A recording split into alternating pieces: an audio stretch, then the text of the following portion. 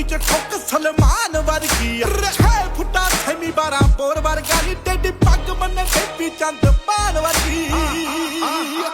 ਬਲਪਣੇ ਆਈ ਨਿਰੀ ਕੈੜ ਬਲੀਏ